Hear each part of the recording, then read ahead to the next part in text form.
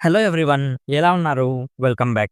'Rath Akeli Hai the Bansal murders' ఇదొక Hindi crime thriller movie guys. రీసెంట్‌గా నెట్‌ఫ్లిక్స్‌లో తెలుగు ఆడియోలో అవైలబుల్‌గా ఉంది. డబ్బింగ్ అయితే పర్లేదు, బానే చేశారు. యాక్చువల్లీ ఇది పార్ట్ 2 గైస్. ఇందులో ఇంకో కొత్త కేస్ ఉంటుంది. సో పార్ట్ 1 చూడకపోయినా కూడా పార్ట్ 2 చూసేయొచ్చు. క్రెడిట్స్ అన్ని తీసేస్తే రన్ టైమ్ 2 అవర్స్ 10 మినిట్స్ ఉంటుంది. అడల్ట్ కంటెంట్ ఎక్కడ కూడా లేదు.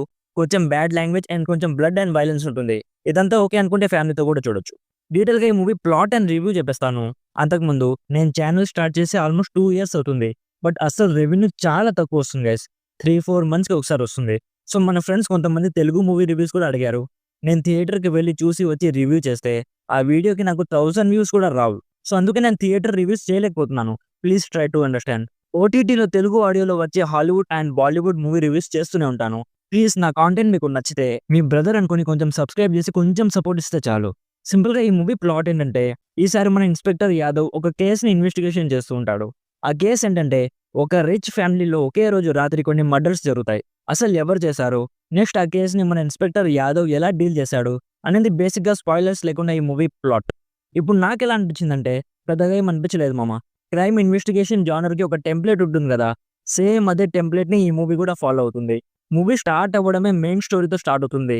ఎక్కడ అన్నెసెసరీ ఎలిమెంట్స్ లేకుండా డైరెక్ట్‌గా స్టోరీలోకి వెళ్లారని కొంచెం ఇంట్రెస్టింగ్‌గా అనిపించింది. బట్ మూవీ పేసింగ్ చాలా స్లోగా ఉంటుంది గైస్.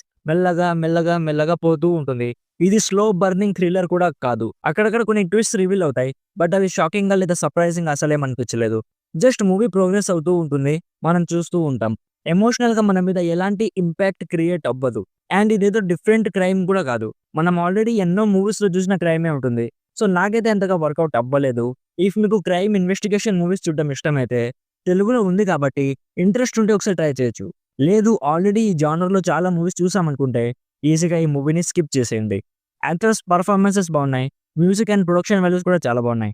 ఓవరాల్‌గా నా సైడ్ నుంచి recommended 50% as an average investigation movie which offers nothing new.